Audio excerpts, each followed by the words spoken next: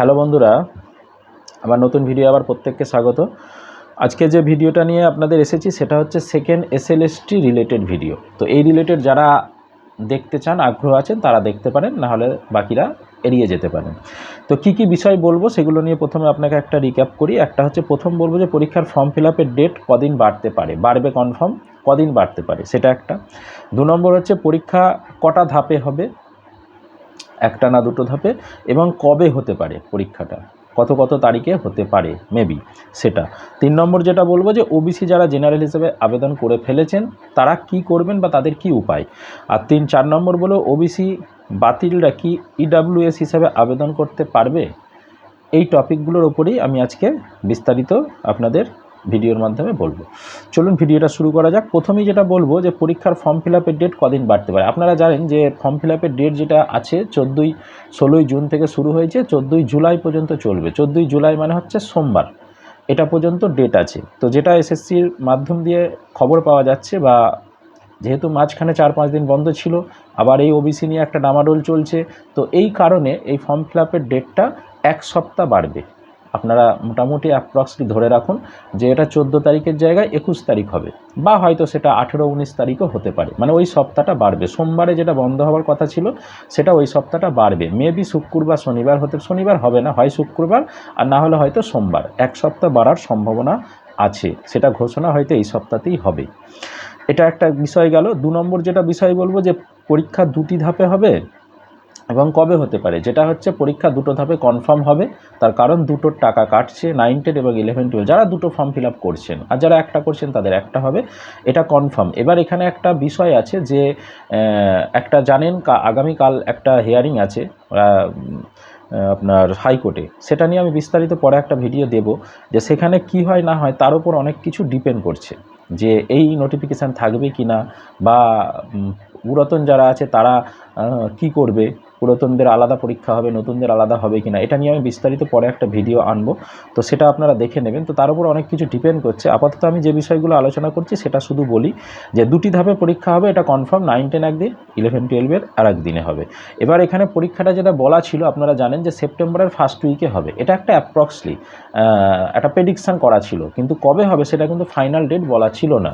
এবং এই না বলার মূল কারণই হচ্ছে কিন্তু যে এই পরীক্ষার আগে যে সিচুয়েশান সেগুলো কি হয় না হয় তার উপর অনেক কিছু ডিপেন্ড করে তারপরে ওটা ফাইনাল হবে। তো আমি যেটুকু অনুমান করতে পারছি, এটা অফিসিয়াল কোনো খবর নয়, বা এই বাস্তবিক পরিস্থিতি অনুসারে আমার যেটুকু অনুমান সেটা হচ্ছে পরীক্ষা যেটা হবে, এদিকে যেমন 1 সপ্তাহ ফর্ম ফিল আপটা বাড়বে, ওদিকেও 1 সপ্তাহ পিছাবে। এবং পিছিয়ে যেটা হবে সেটা হচ্ছে 14ই সেপ্টেম্বর 9, 10 আর 21শে সেপ্টেম্বর হচ্ছে 11, 12 পরীক্ষা হবে।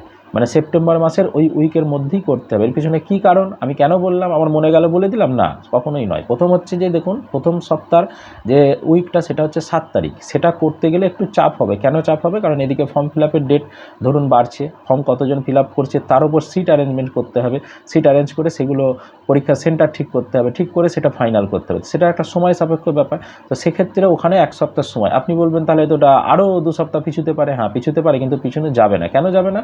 তার পরের সপ্তাহ 28 তারিখ থেকে পূজা পড়ে যাচ্ছে। পূজার মাঝে কখনোই পরীক্ষা হয় না বা হবে না, এটা তো আপনারাও জানেন, আমরাও জানি। তো অর্থাৎ তার পরের সপ্তাহ থেকে 2 সপ্তাহ পর পর পূজা থাকবে। এবার তার যদি সেই 2 সপ্তাহ ওখানে গ্যাপ হয়ে যায়, তাহলে অক্টোবরের মাঝামাঝি বা শেষের দিক থেকে যদি পরীক্ষা নেয়, তাহলে পরবর্তী যে নভেম্বর বা ডিসেম্বরের মধ্যে এই রেজাল্ট আউট করা, কাউন্সিলিং করা, ইন্টারভিউ নেওয়া, সেগুলো কিন্তু সম্ভব হবে না। এই জন্যই বলছি সেপ্টেম্বরের 2nd আর 3rd যে উইক আছে, 2nd আর 3rd 14 আর 17ই সেপ্টেম্বর পরীক্ষা হওয়ার সম্ভাবনা প্রবল। ওকে, পরেরটা হচ্ছে ওবিসি যারা জেনারেল হিসাবে আবেদন করেছেন তাদের কি হবে। ওবিসি যারা জেনারেল হিসাবে আবেদন করেছে, আমি আগের একটা ভিডিওয়ে বিস্তারিত দিয়েছি, কেউ জানতে চাইলে দেখে নেবেন। আমি তবু এই ভিডিওয়ে একটা, যেহেতু এই রিলেটেড, আমি এখানে আবার একবার আলোচনা করে নিচ্ছি যে ওবিসি যারা জেনারেল হিসাবে আবেদন করে ফেলেছেন, মাঝখানে যে 1 সপ্তাহ আবেদন চলছিল সেখানে ওবিসি তুলে দেওয়া হয়েছিল। তো যদি সেখানে কোনো ওবিসিরা আবেদন করে ফেলেন, যদিও সেটা করাটা তার ঠিক হয়নি, তবুও বলবো যে আপনারা একটু অপেক্ষা করুন, অধৈর্য হবেন না, আবার নতুন করে ফর্ম ফিল আপ করবেন না। আপনারা ওখানে যে ওদের ফোন নাম্বার আছে, চাইলে সেখানে যোগাযোগ করুন, আর না হলে আপনারা একটু অপেক্ষা করুন, এখানে এডিট অপশান আসবে। এবার আমার ব্যক্তিগত অভিমত যে ফর্মটা ফিল আপ করার পরে হয়তো এডিট অপশান দিতে পারে, তবে তার আগেও দেওয়ার চান্স আছে যে ওই শেষ সপ্তাহটা বাড়বে, সেখানে এডিট অপশান দিতে পারে। আপনারা তখন ওটাকে এডিট করে ঠিক করে দেবেন।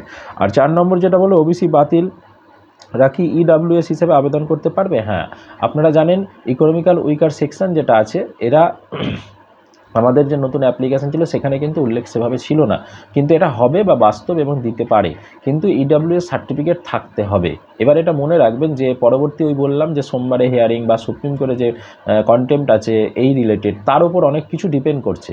কারণ যদি 16 সালের নিয়ম, 16 সালের সিলেবাস, 16 সালের অনুসারে হয়, তাহলে সেখানে কিন্তু ইডাব্লিউএস যুক্ত করতে পারবে না।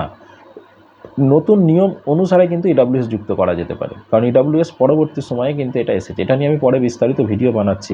তো বাতিলরা কি ইডাব্লিউএস হিসেবে? হ্যাঁ, অবশ্যই আবেদন করতে পারবেন যদি সেখানে অপশান দেয় এবং ওই ব্যাপারটা ক্লিয়ার হয়ে যায় যে মানে সবার একসাথেই হবে নাকি আলাদা আলাদা হবে, এটা আগে ক্লিয়ার হতে হবে। এটা হতে গেলে আরও 1 সপ্তাহ কি 2 সপ্তাহ হয়তো সময় লাগতে পারে, তারপরে এটা কিন্তু ফাইনাল হবে। তো আপাতত যারা আছেন যদি ওখানে অপশান পান তাহলে ইডাব্লিউএস হিসেবে দেবেন। আর ওবিসি যারা ক্যান্সেল হয়েছে তাদের জন্যে অলরেডি রাজ্য সরকার বলে দিয়েছে যে যে জাতিরা এই এসসি এসটি ওবিসির মধ্যে পড়ছে না, মানে ওই অর্ডার অনুসারে, হাইকোর্টের অর্ডার অনুসারে, তারা কিন্তু ইডাব্লিউএস হিসেবে অ্যাপ্লাই করতে পারবে বা আবেদন করতে পারবে। তাদের ইডাব্লিউএস সার্টিফিকেট দেওয়ারও রাজ্য সরকার অলরেডি নির্দেশ দিয়েছে। তো যারা পড়েছেন তারা সেই ক্রাইটেরিয়া অনুসারে ইডাব্লিউএস সেকশানে গিয়ে, এটা ব্লক লেভেলে থাকে, বিডিওর আন্ডারে করা হয়, আপনারা নিজেরা আবেদন করতে পারেন ইডাব্লিউএস সার্টিফিকেট পাওয়ার জন্য। তো আপনাদের সেটা যে প্রসেস আছে বা যে নিয়ম আছে সেগুলো যদি আপনি সব ঠিকঠাক মানেন তাহলে আপনি কিন্তু ইডাব্লিউএস সার্টিফিকেট পেতে পারেন। ওকে, ধন্যবাদ। যদি ভিডিওটা ভালো লেগে থাকে অবশ্যই লাইক শেয়ার করবেন আর বেল আইকনটা অন করে আমার পাশে থাকবেন। ধন্যবাদ।